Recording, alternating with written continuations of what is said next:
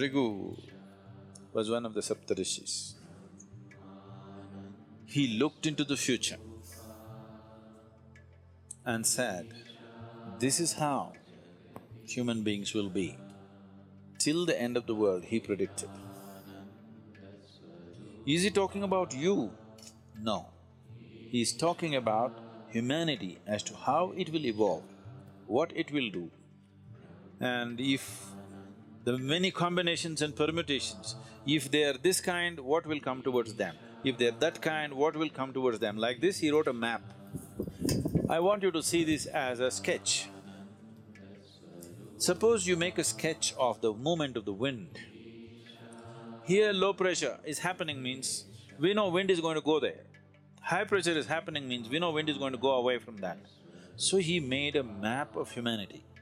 Human consciousness, if it's like this, he will move here, he will move into this kind of womb, he will attract these kind of things, this will happen, that will happen, like this elaborately he went into the whole thing. So Bhrigu Samhita this was called, this is a map of human consciousness till the end of this solar system. How human beings will evolve, what types of human beings will come, what are all the things which will factor. How to read this? He trained people.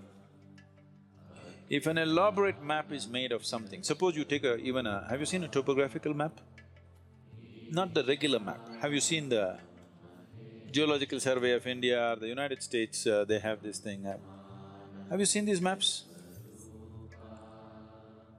It will take a certain amount of training to read the map, it's all written there. Or have you seen the aeronautical maps? They're really complex, okay? If you want to fly from one part of the world to another, there is an aeronautical map. Unless you're well-trained, I've gone through these exams and I've passed the exams, but I don't think I can navigate from here to, let's say, South America successfully, because the planet is round, it's spinning, time zones are changing, all this is factored into the map. Somebody who knows how to read it, in 2 minutes he knows exactly what it is, coordinates he will write and he knows where to go. Otherwise, if you don't know how to read it, you spend days with it, months with it, you do not know. So when he wrote this elaborate map of human consciousness, he trained people with a certain dimension of intuitiveness to read this, because this was not all logical stuff.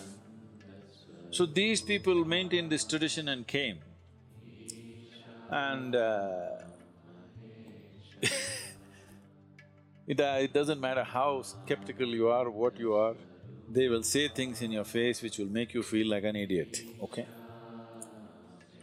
And it's true, unfortunately. You go sit there in front of Nadi Vaidya, first thing he'll shock you with is, as he said, he will tell you mother's name and father's name. You're finished, you're already floored. Because you've gone from somewhere. It doesn't matter, if you are from some other country, he will tell the first letter, he may not know that you're a Susanna or you're a Tanya, he may not know. He will say, your name starts with T. Just like that. Because he's not looking at your background or your future, nothing. He's just reading a map. By reading the map, he's saying, okay, this is the temperature, this is the elevation, this is that. But it's an intuitive map. Unless he's in a certain state, he cannot do that. So always it should happen around the temple. Vaidishwaran temple is made for this purpose and it generally happens around that. Now for commercial interest, they've moved everywhere. It may not be as effective, but there are some who are bang on. But if you're on the spiritual path, he will refuse to predict your future, if he's a genuine one, always. So if you go and if he tells your future, that means you're still not on.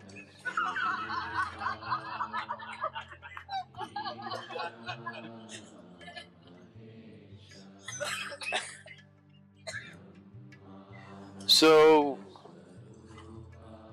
is destiny fixed? Destiny is not something that's fixed by somebody, it is your own karma. So your software is in a certain way, so naturally it'll function that way. Suppose you have a certain type of software on your computer, whatever you do, it'll do the same thing, isn't it? But can I smash the computer and stop it? I can. But still if you turn it on, the same hard drive, same thing will come on in a new computer.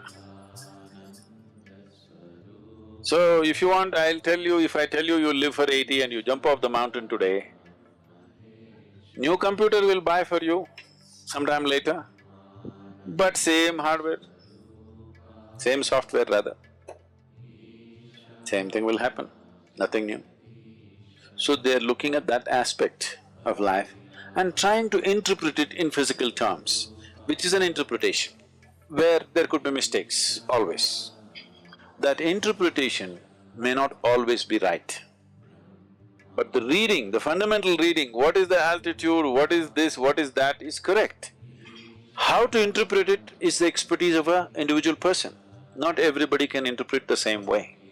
So this whole science developed Rigu Samhita, but if you're on the spiritual path, they'll refuse to say because no reading for you. You don't belong in that range.